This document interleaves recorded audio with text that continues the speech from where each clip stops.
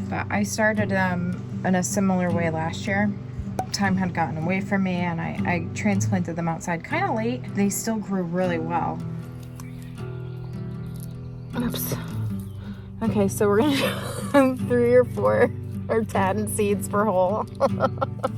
I'm just forcing myself to get out here and get these into the ground. But I want to show you my seedlings. I have started here hot and sweet peppers, tomatoes.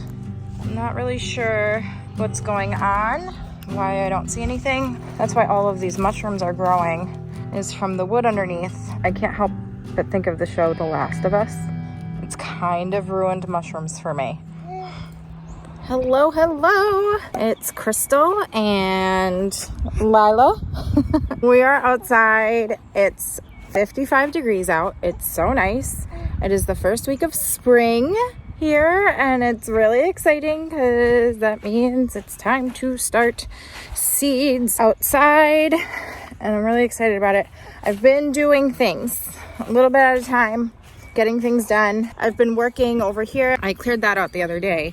And I've been starting tons of seeds inside. I have peppers and tomatoes and lettuce and all kinds of things that I've started indoors under our grow lights, and those have sprouted. I have to thin them back. I'm going to try and avoid potting up this year. I don't know if I'm going to be able to, but I'm going to try to avoid it. Hopefully just get them in the ground sooner rather than later. I have to start peas outside this week. It's supposed to rain in like 2 hours, and I'm thinking maybe I should do it now.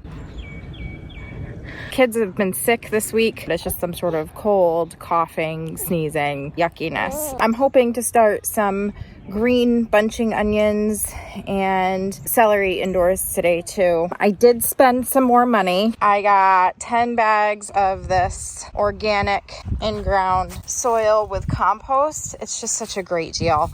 They're normally $10 a bag at Costco. We got them for 7 something. I don't remember the exact amount. I can look it up and put it in the description. But we were there grocery shopping and we had a flatbed and poor Steve, he loaded all these up for me and put them in the car. Oh, I see the chives are coming up. That's neat. It looks like, ooh, the oregano's coming back. Oh, that's exciting. That makes me so happy. We had a few trees taken down on our property last year and a lot of the branches we picked up from around the yard and we used it to fill in this enormous tomato bed last year. Our compost and the soil we put in has settled quite a bit, so I'm gonna have to add a few bags in here just to fill in the gaps and bring it up to the top of the bed. That's why all of these mushrooms are growing, is from the wood underneath. I can't help but think of the show The Last of Us. It's kind of ruined mushrooms for me. So let's go check on the garlic. We've got 3 different varieties we're growing from garlic that we grew last year. We have Chestnut Red, and then Music, and Italy Hill. Here's another row of Italy Hill. And this is where I have the shallots. I'm not really sure what's going on, why I don't see anything. I'm gonna try and find something to dig up. One. See if we can see.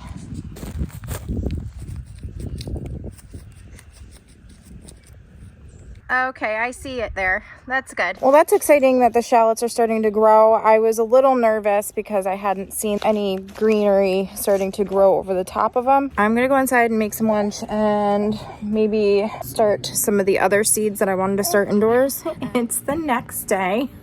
When I got inside yesterday, it started raining with 2 sick kids and a baby. Time just got away from me, so I never got to come in and do the things that I wanted to. But I want to show you my seedlings. I have started here hot and sweet peppers, tomatoes, more tomatoes, and under here, I bought this at Home Depot. I've got herbs and brassicas and lettuce. Hopefully some of those start to pop up a little bit more than they are already. I'm trying to keep things simple for myself, and I'm planning on not separating and potting up seedlings. I'm just gonna cut away the ones that don't look great. Just keep 1 per peat pellet. I have only 1 heat mat and it's under here. When I start new seeds, I put those on the heat mat and move the other ones to a different shelf. And I try and keep the lights as low as possible to keep them from getting too leggy, but I'm working with what I got here, and some of them it's just not really possible. I probably could put some sort of stand here to raise the trays up closer. I have my water pitcher here. I got this at the Dollar Tree, and it's actually my favorite watering can so far for inside, because I'm able to easily add in water-soluble fertilizer and water the plants. So I'm going to do that now. Alright, sorry the lighting's so bad down here, but some boiling hot water here. I also have the onions I'm going to be starting. These are the white Lisbon bunching onions from the Dollar Tree. Organic Evergreen bunching onions from Ferrymorse. And that's not the seed packet I wanted. I have to go find it. This is the one I wanted. It's the tall Utah celery. These grew really well last year. I have just organic seed sorting mix in this, and then these are just leftover takeout containers. And I'm gonna surface sow the seeds and then sit this right on top to act as a humidity dome until they sprout, and then I'll take it off. Same thing with the square ones. Like that. So I already did the first one. I'm just gonna let them sit and absorb the water here.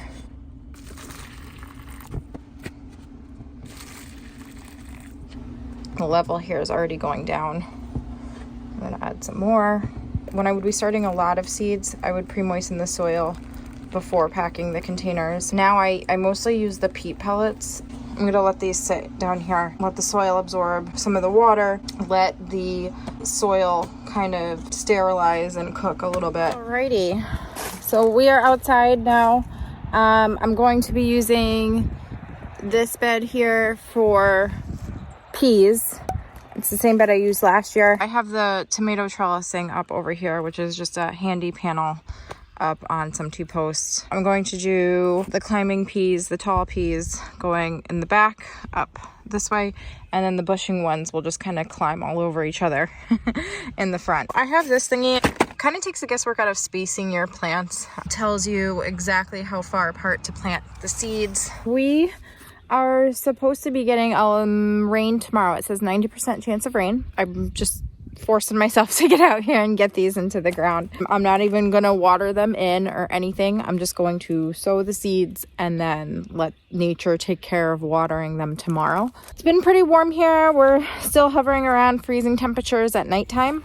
Depending on how old the seeds are, I usually do 2 seeds per hole, and that works out really good because if one doesn't germinate, then the other one will, and if they both germinate, it's fine. You can thin them back if you want to, but I haven't really found that necessary. Same with like cucumbers and stuff. I usually do at least 3 seeds per hole and then let them do their thing, and they grow pretty good that way.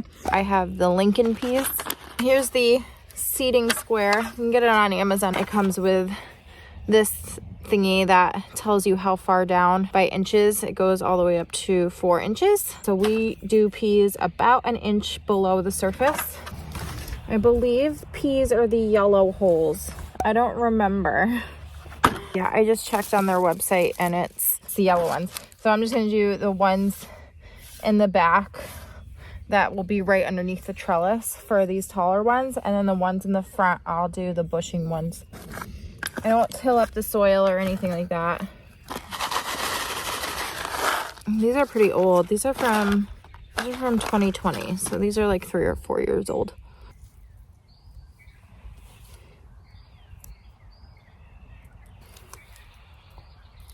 Oops. Okay, so we're gonna do 3 or 4 or 10 seeds per hole. And then we're just gonna cover them up. And then I have the labels already written. Here we go. So I got it done, and here's how it looks. I have the bushing ones in the front and the taller varieties in the back. I put some of the Tom Thumb peas in the front. I put some Tom Thumb peas in this container here, and we'll see how those do. Let's go back inside and finish that small project, and I think that'll be it for today. All right, we are back down in the basement, and it looks like this has absorbed as much water as it's going to, so I'm going to drain this out. All right, I drained out all the water from the bottom, and the soil is nice and warm, but it's not hot. I'm going to start with the celery seeds. They're pretty tiny, really small. So I'm just gonna kind of scrape up the soil a little bit.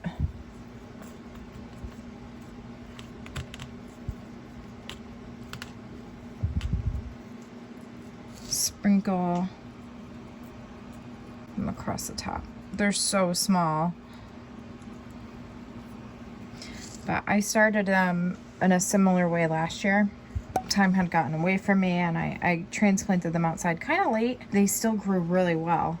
I'm just gonna press them into the soil, put this lid on, and move on to the next one.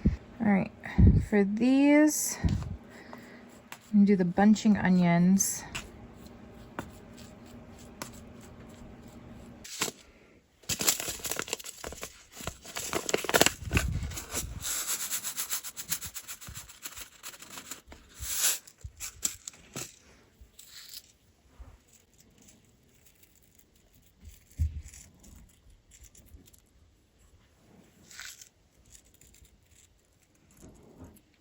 When you put them on top of the soil like this, it's difficult to see them all.